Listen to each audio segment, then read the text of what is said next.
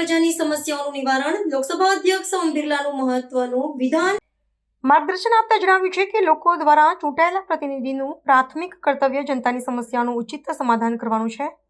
તેમણે ભારપૂર્વક જણાવ્યું હતું કે લોકશાહીમાં પ્રતિનિધિઓએ શાસન અને પ્રજા વચ્ચેની મહત્વની કડી છે અને આ જવાબદારીને પૂર્ણ ઈમાનદારી તથા અતૂટ પ્રતિબદ્ધતા સાથે નિભાવવી જોઈએ। તેમના મતે જ્યારે કોઈ પ્રતિનિધિ જનતાના પ્રશ્નોને વાચા આપે છે અને તેનું નિરાકરણ લાવે છે ત્યારે જ લોકશાહીના પાયા મજબૂત બને છે।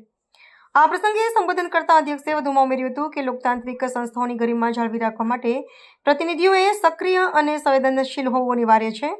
તેમણે જનપ્રતિનિધિઓને આહવાન કર્યું હતું કે તેઓ માત્ર સંસદ કે વિધાનસભા પૂરતા મર્યાદિત ન રહીને પોતાના વિસ્તારના નાગરિકોની જરૂરિયાતોને સમજે અને વિકાસલક્ષી કાર્યોમાં પારદર્શિતા લાવે।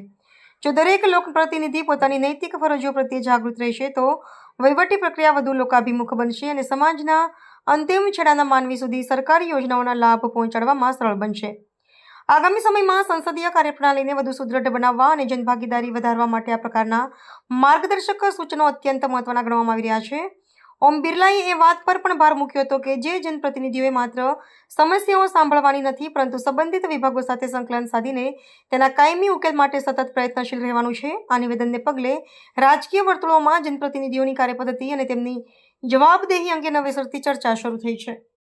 कोशिश करते हैं कि अंतिम व्यक्ति तक की बात सुने, उसको न्याय मिले और उसकी समस्या का त्वरित समाधान हो। इसलिए प्रशासन से भी कहते हैं कि जो भी आपके पास व्यक्ति आता है, कठिनाई में आता है, चुनौती में आता है, उनके साथ न्याय करो, समस्या का समाधान करो, तभी न्याय मिले, तभी उसकी समस्या का समाधान हो।